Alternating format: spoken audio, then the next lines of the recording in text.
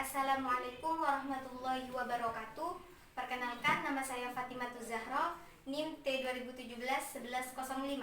Di sini saya dari kelompok 11 yang akan mempresentasikan pada buku aplikasi I'rab bab 11 yang bunyi lafadznya yaitu At-tilmidani yaktubani darsa, yang artinya dua murid laki-laki sedang menulis pelajaran. Baik, untuk yang pertama yaitu lafadz at-tilmidani. Lafadz at-tilmidani ini disebut sebagai kalimat isim. Mengapa demikian? Karena lafadz at-tilmidani ini karena ada ciri-ciri isim, yaitu dimasuki al. Karena ia adalah kalimat isim, maka memungkinkan untuk dibaca rofa, nasab, ataupun jar. Sedangkan pada lafadz at-tilmidani ini harus dibaca rofa karena tergolong marfu'atul asma, yaitu mubtada. Yang mana kalian bisa lihat pada buku ini, Teori Dasar Nahwu dan Shorof, halaman 159. Mengapa at-tilmidani ini disebut sebagai mubtada? Karena ia merupakan isim makrifat, yaitu isim plus al ini tadi, yang dibaca rofa yang jatuh di awal jumlah. Karena berkedudukan sebagai mubtada, maka ia harus dibaca rofa. Tanda rofanya menggunakan alif, karena ia merupakan isim tasniyah. Isim tasniyah ini adalah isim yang menunjukkan arti ganda atau dua. Kalian bisa melihat mengenai isim tasniyah ini pada buku Teori Dasar Nahwu dan Shorof halaman 80. Untuk lafadz yang kedua yaitu lafadz yaktubani.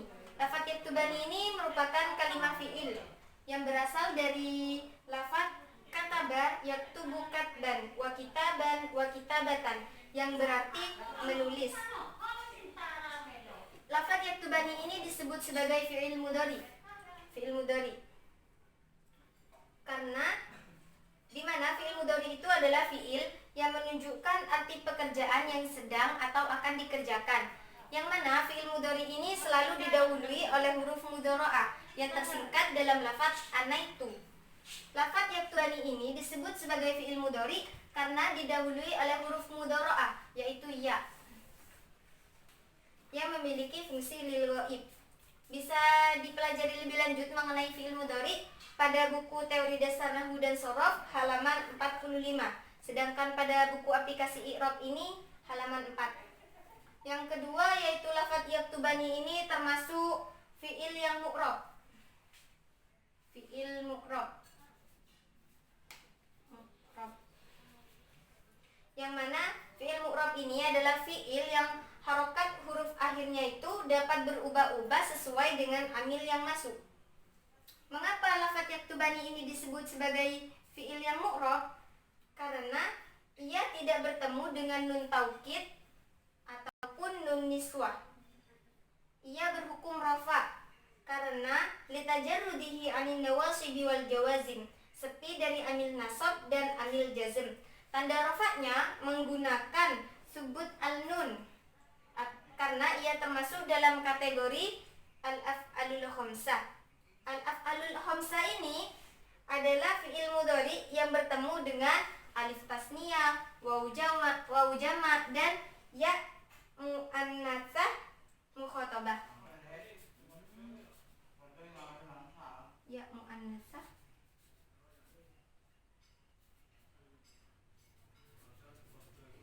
mukhatabah.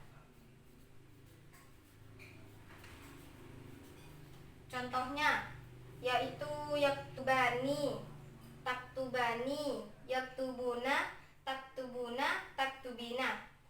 Fi'il mudhari yang termasuk dalam kategori al-af'alul khamsah ini dibaca rofa dengan menggunakan subut al-nun atau tetapnya nun. Dibaca nasab dan jazm dengan menggunakan hafdu al-nun atau membuang nun. Sedangkan lafadz yaktubani ini yaitu al-af'alul khamsah yang kategori dibaca rofa, yaitu dengan menggunakan subut al-nun atau tetapnya nun. Yang selanjutnya lafadz yaktubani ini termasuk fi'il yang maklum. Apa sih fi'il maklum itu?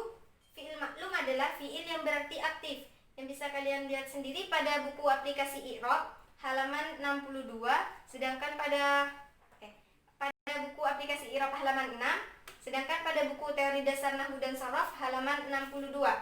Mengapa lafadz yaktubani ini disebut sebagai fiil yang maklum?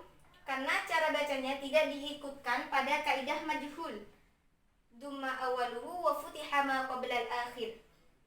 Sehingga lafadz yaktubani ini membutuhkan fa'il yang dalam konteks di atas adalah dhamir baris yang berupa alif tasniyah yang jatuh setelah lafadz yaktubu. Lafadz yaktubani ini juga disebut sebagai fi'il muta'addi.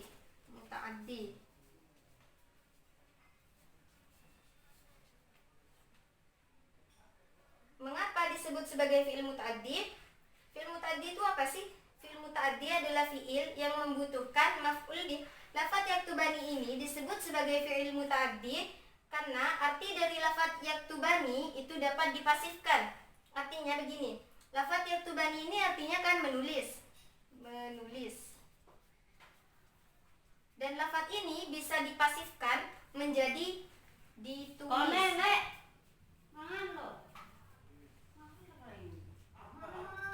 Karena demikian, maka lafadz yaktubani ini membutuhkan maf'ul bih, yang mana dalam contoh lafadz ini maf'ul bihnya adalah lafadz ad-darsa. Itu yang selanjutnya yaitu lafadz ad-darsa. Lafadz ad-darsa ini merupakan kalimat isim karena ada ciri-ciri isim yang dimasuki, yaitu dimasuki al atau alif lam. Karena termasuk dalam kategori kalimat isim, maka memungkinkan dibaca rofa, nasab ataupun jer. Lafadz ad-darsa ini dibaca nasab. Mengapa? Karena tergolong dalam mansubatul asma.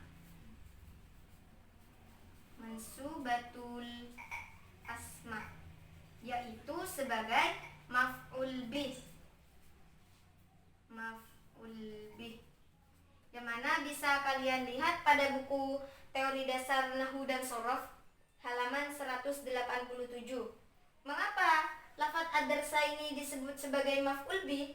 Karena lafadz ad-darsa ini merupakan isim yang jatuh setelah fi'il muta'addi, yang mana fi'il muta'addinya ini adalah lafadz yaktubani dan berkedudukan sebagai objek.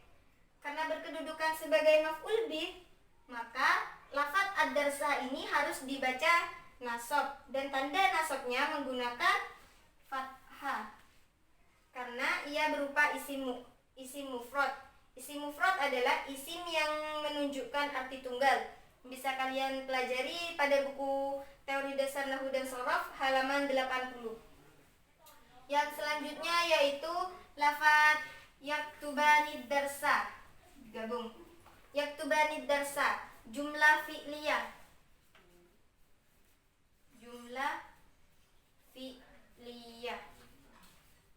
Jumlah fi'liyah yaktubani darsa dari lafadz yaktubani darsa ini berkedudukan sebagai khobar dan mubtada.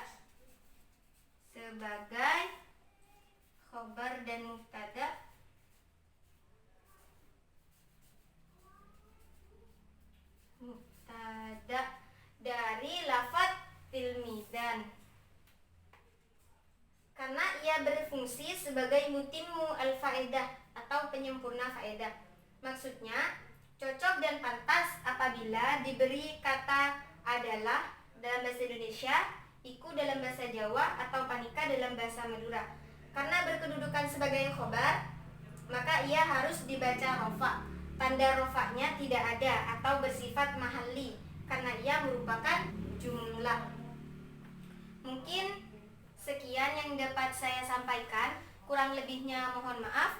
Assalamualaikum warahmatullahi wabarakatuh.